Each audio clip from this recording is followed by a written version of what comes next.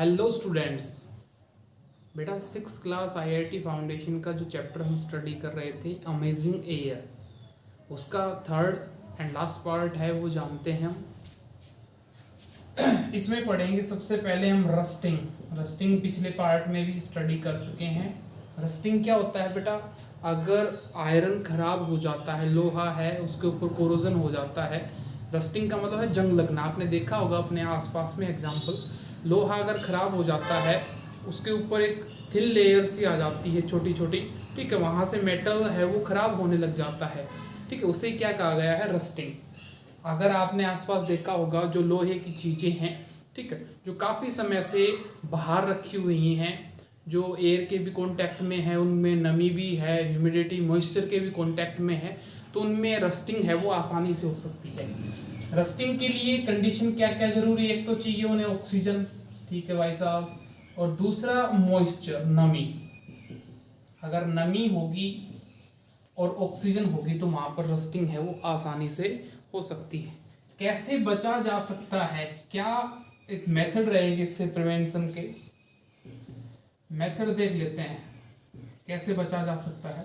सबसे पहले तो हम जो यूज करते हैं पेंटिंग कर दें, अगर हम उसके ऊपर पेंट कर दें, ठीक है, पेंट वाला मेथड, ब्रश लेके और पेंट करते हैं ना, जैसे कि लोहे के दरवाजे जो बाहर रहते हैं तो उन पे रस्ट है वो नहीं आ पाता। दूसरा मेथड होता है ग्रीसिंग या फिर ऑयलिंग से, याद रखो आप, मतलब उसके ऊपर लुब्रिकेंट है वो लगाएंगे एक तरीके से। लुब्रिकेंट का मतलब यहाँ पर रहेगा जो वाटर को रिपेल करेगा, ठीक है, पानी उसके ऊपर नहीं आ पाएगा, मॉइस्चर उसके ऊपर नहीं आ पाएगी, तो उसके ऊपर रस्टिंग भी नहीं हो पाएगी। तीसरा मेथड जानते हैं रस्टिंग से बचने के लिए, इलेक्ट्रोप्लेटिंग का मतलब होता है एक मेटल की कोई भी लेयर है, जैसे कि लोहे की कोई स्क्रू है, ठीक है, इस टाइप से कोई स्क्रू है, लोहे का है, ये आयरन का है, तो इसके ऊपर हमने दूसरे मेटल की इसके ऊपर प्लेटिंग कर दी है, जैसे कि क्रोमियम है, ठीक है, उसकी प्लेटिंग कर देते हैं। क्रोमियम के कारण से हम इसको आयरन को क्रोमियम के साथ मिक्स करके और उसको स्टेनलेस स्टील में भी चेंज कर देते हैं। जब उसकी प्लेटिंग कर देंगे तो यहाँ पर जो लोहा है उसके ऊपर रस्टिंग नहीं होगी, क्योंकि क्रोमियम के ऊपर रस्टिंग नहीं होती है, मेनली किसके ऊपर ही होती है? ये आयरन के ऊपर ही होती है, ठीक है।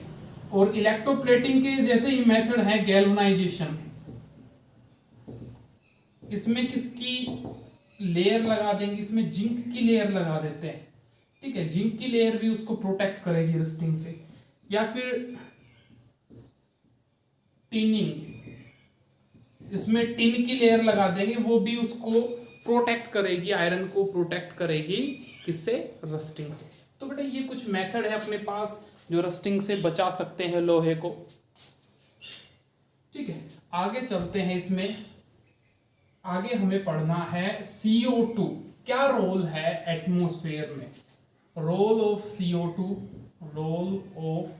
CO2 इन एटमॉस्फेयर, क्या काम करती है भाई? सबसे पहले तो हमने इसकी खूबी जान ली थी, फोटोसिंथेसिस में हेल्प करती है, ठीक है, इसी का यूज करके प्लांट्स है वो अपना फूड प्रिपेयर कर लेते हैं in the presence of sunlight, ठीक है।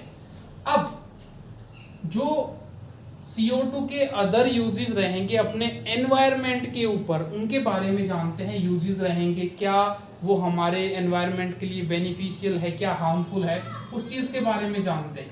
सबसे पहले हमने पढ़ा था जैसे कि ये अर्थ सरफेस है और इसके अराउंड में एटमॉस्फेयर।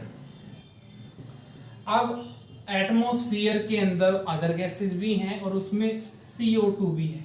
CO2 की बात करेंगे, ग्रीन हाउस गैसेज होती हैं जो CO2 की तरह बिहेव करेंगे, उसको देखते हैं। CO2 क्या करती है बेटा? जो सन से रेज आती है, UV rays, visible light rays जो भी आती है, वो यहाँ पर तो आ जाती है, यहाँ तक आई, और एटमॉस्फेयर क्या करेगा? उसको पूरी रेज को अंदर नहीं आने देगा, अप्रोक्स 90% को रिफ्लेक्ट बैक कर देता है, कुछ 10% के अप्रोक्स है वो एब्जॉर्ब हो पाती है, ठीक है। अब वो 10% भी नहीं आएंगी तो अर्थ का टेम्परेचर माइनस में चला जाएगा, 0 डिग्री से नीचे रह जाएगा। अगर ज़्यादा रेज आने लग गई तो अर्थ का जो ओवरऑल टेम्परेचर है वो बढ़ जाएगा।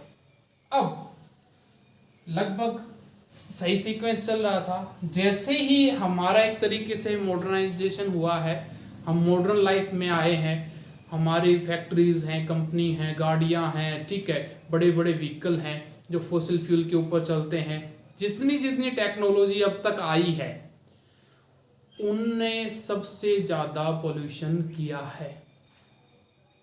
और उसके अंदर पोल्यूटेंट एक CO2 भी मेन है। जैसे कि हम पेड़ों को जलाते हैं, लकड़ी को जलाते हैं, कागज़ को जलाते हैं, तो इनसे स्मोक निकलती है। स्मोक के साथ में CO2 गैस जरूर होती है, कार्बन डाइऑक्साइड। अब एटमॉस्फेयर के अंदर अगर कार्बन डाइऑक्साइड बढ़ती है तो वो क्या करती है, जो सन से रेज आ रही हैं, UV रेज, ठीक है, उन रेज को ट्रैप करके रखेगी। अब ट्रैप करके रखने का मतलब है उसको रोक के रखेगी। अब भाई साहब रोक के रखेगी तो रिफ्लेक्ट बैक नहीं होंगी, वो वापस से रेडिएट नहीं हो पाएंगी, ठीक है। तो यहीं पर उनको रोक के रखेंगी तो उनकी हीट एनर्जी अर्थ के अंदर ही, या यूँ कहे एटमॉस्फेयर के अंदर ही रह जाएगी, और अर्थ का जो टेम्परेचर है वो इंक्रीज होने लग जाएगा। उसको बोलते हैं global warming. Global warming, increase in earth's overall temperature, increase in earth overall temperature. Earth का पूरी का लगभग टेम्परेचर है वो बढ़ जाता है। वो किसके कारण से होता है, कुछ ग्रीन हाउस गैसेज होती हैं, ठीक है, जिसमें मेन CO2 और CH4 मीथेन, ठीक है, बाकी SO2 NO2 ये भी उसके लिए ग्लोबल वार्मिंग के लिए रिस्पॉन्सिबल होती है। बाकी मेन ये हैं। अब ये बढ़ेंगी भाई साहब तो एक तरीके से जो एनर्जी है उसको ट्रैप करके रखेंगे, ट्रैप करेंगे तो बाहर नहीं जाएगी, बाहर नहीं जाएगी तो अर्थ का ओवरऑल टेम्परेचर बढ़ेगा, ठीक है।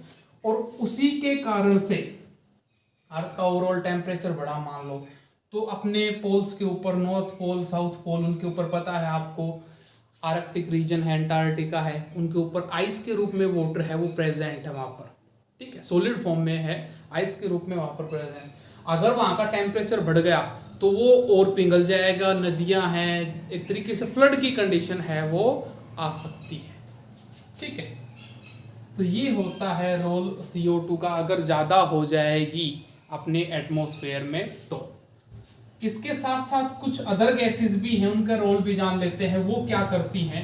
कुछ गैसेज हैं, जैसे कि बात करेंगे हम सल्फर डाइऑक्साइड की, और इसके साथ है नाइट्रोजन डाइऑक्साइड की, कार्बन मोनोऑक्साइड, ठीक है, और CH4 मीथेन, CO2, ठीक है। ये कुछ ऐसी गैसेज हैं जो एक तरीके से पोल्यूटेंट का काम करती हैं। एक है CFC, क्लोरोफ्लोरोकार्बन। ये कहाँ से आती है, मेनली जो फॉसिल फ्यूल को जो हम जलाते हैं, अगर फॉसिल फ्यूल की बर्निंग करते हैं उससे प्रोड्यूस होती है, और ये एसिड रेन के लिए रेस्पॉन्सिबल है। एसिड रेन आपने सुना होगा, जो पहली बारिश आती है उसको एसिड रेन कहा जाता है। क्यों? क्योंकि पानी के साथ मिलके ये एसिड की फॉर्मेशन कर लेते हैं। कार्बन मोनोऑक्साइड, अगर इनकम्प्लीट कंबशन हो रहा है, मतलब कि कंप्लीट कंबशन हो जाएगा तो CO2 ही प्रोड्यूस हो जाएगी। अगर इनकम्प्लीट होगा तो उसमें कार्बन मोनोऑक्साइड है वो प्रोड्यूस होती है। इससे हमें सफोकेशन हो सकता है, दम घुटने लग जाएगा अगर यहाँ पर प्रेजेंट है CO को, अगर उसको हम इनहेल कर रहे हैं तो CO जाएगी। CO2 इतना नुकसान नहीं पहुंचाती। CO क्या करती है, जो हमारे ब्लड के अंदर रेड ब्लड सेल्स होती हैं जिनके पास हीमोग्लोबिन होता है, वो हीमोग्लोबिन ऑक्सीजन को अपने साथ जोड़ के और हर एक सेल के पास लेके जाता है। अब भाई साहब जब CO रहेगी, कार्बन मोनोऑक्साइड रहेगी, तो वो जुड़ जाएगी उसके साथ, वो जुड़ेगी, वो सेल के पास पहुंचेगी। सेल को चाहिए ऑक्सीजन और मिले उसको CO, कार्बन मोनोऑक्साइड, ठीक है। तो यहाँ पर जो एनर्जी है रिलीज होनी होगी वो भी नहीं होगी, ठीक है। एक सफोकेशन सी हो जाएगी, घुटन सी महसूस हमें होगी, ठीक है। CH4 मीथेन, ये हमें मिलती है, जैसे कि हम बायोगैस सुना होगा आपने, गोबर गैस जिसको बोलते हैं, ठीक है, वो मीथेन ही होती है। जैसे कि हमने क्या किया, हमने जो एक तरीके से एनिमल वेस्ट है उसको एक जगह पर डाल दिया है, ऊपर से ढक्कन बंद है। कुछ दिन सड़ने के बाद वहाँ पर गैस प्रोड्यूस हो जाती है, मीथेन CH4। उसको यूज़ करके फूड वगैरह भी तैयार कर सकते हैं, जैसे कि LPG को यूज़ करते हैं सेम वैसे। ठीक है। कार्बन डाइऑक्साइड, जब हम कोई चीज़ जलाते हैं तब स्मोक के साथ में, स्मोक के रूप में ये साथ आती है CFC, क्लोरोफ्लोरोकार्बन। ये कहाँ पर यूज होती है, कहाँ से निकलती है इस चीज़। अपने पास बेटा जो रेफ्रिजरेशन की प्रोसेस होती है, चाहे रेफ्रिजरेटर के अंदर हो चाहे AC होते हैं उनके अंदर, जो ठंडे करने की एक तरीके से प्रक्रिया चलती है जिन मशीनों के अंदर, वहाँ से CFC है, क्लोरोफ्लोरोकार्बन है, वो एमिट होती है, वहाँ से निकलती है, रेडिएट होती है।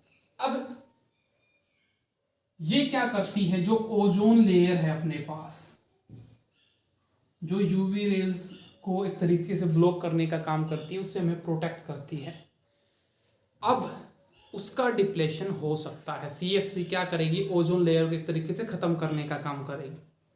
ठीक है, ओजोन लेयर का डिप्लेशन होगा, कम होती चली जाएगी, तो UV रेज आसानी से अपने अर्थ के एक तरीके से सरफेस के ऊपर आसानी से आ सकती है, और वो बहुत ही हार्मफुल रहेंगी। एक तो टेम्परेचर को इंक्रीज करेंगी, साथ में डिजीज जैसे कि स्किन कैंसर, इस टाइप की डिजीज है उनसे हो सकती है। अब क्या क्या मेथड है, हम कैसे बच सकते हैं। Method for prevention from pollution.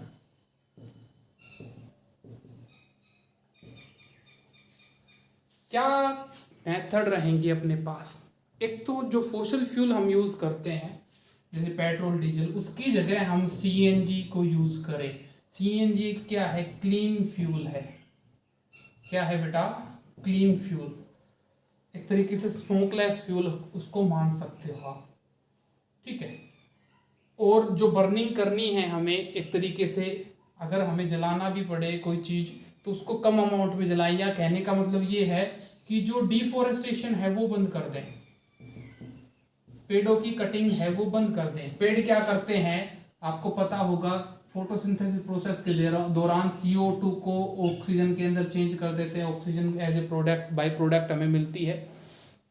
तो डिफोरेस्टेशन होगा, अगर पेड़ काटे जाएंगे तो काम क्या हो जाएगा, खराब हो जाएगा। ठीक है, इस टाइप से। या हम बात करें जैसे थर्मल पावर प्लांट लगे रहते हैं बड़े बड़े, जहाँ पर कोयले को यूज़ करके और उससे बिजली है वो प्रोड्यूस की जाती है, तैयार की जाती है। अब बड़े बड़े प्लांट है तो वहाँ पर स्मोक भी ज़्यादा होगी, CO2 भी ज़्यादा यूज़ होगी वहाँ पर, सॉरी निकलेगी वहाँ से। तो उनके बजाय हम उस इलेक्ट्रिसिटी को कम यूज़ करके जो सोलर पावर प्लांट लगे होते हैं, या सोलर पैनल अपने घरों में जो लगे रहते हैं लगवा सकते हैं, जो एक तरीके से सन से आने वाली लाइट रेज को ट्रैप करेंगी और उसको हमारी इन्वर्टर वाली बैटरी के अंदर स्टोर कर देंगे। तो ये कुछ मेथड रहेंगे एयर पोल्यूशन से बचने के लिए। जो फैक्ट्रीज हैं उनसे निकलने वाला जैसे कि जो धुआं है, या उनसे निकलने वाले जो सल्फर डाइऑक्साइड है, नाइट्रोजन डाइऑक्साइड है, वहाँ पर उनकी जो चिमनी होती है वहाँ पर फिल्टर वगैरह लगाएं ताकि ये कम रेडिएट हो पाए, कम एमिट हो पाए, कम निकल पाए वहाँ से। ठीक है, तो इस टाइप के हमें मेथड है वो कुछ अपनाने पड़ेंगे ताकि पोल्यूशन है वो कम हो सके। और मेन तो है ही, जैसे कार पुलिंग मेथड बोलते हैं, जैसे कि आपको एक ही जगह पर जाना है।